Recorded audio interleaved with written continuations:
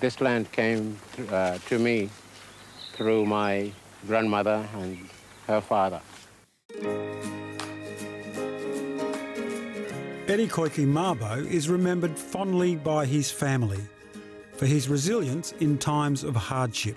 What I admire most about him was that his ability to not only take into situations at hand, but to see the effects it was going to have on future generations.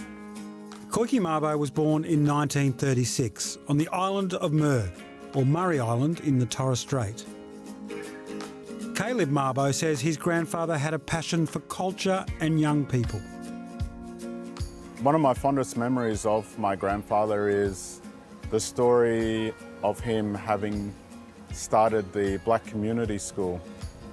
In those days, it was seen as radical, but if he were to do that today, he'd be praised and told that it's inspiring.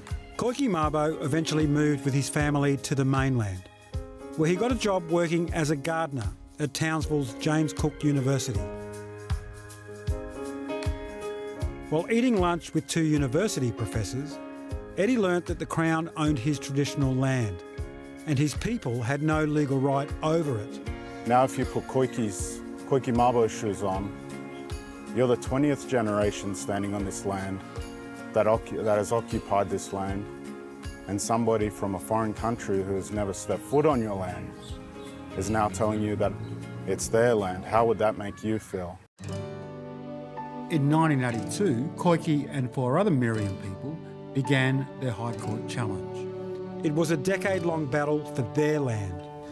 It's important because of Marlowe's law. What is not yours, you don't touch. What land isn't yours, you don't walk on. And for us, there was no other man to take on the fight.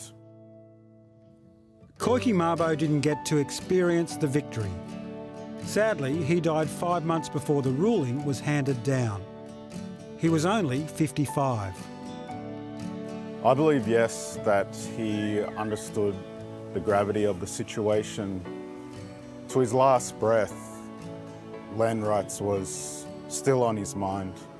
This decision, he understood that it was bigger than himself, the Meriam Nation, Queensland, but for Australia.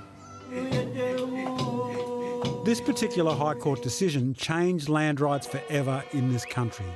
Since the Mabo ruling, there have been over 400 other successful native title claims. He would feel proud of his effort and the outcome of the decision.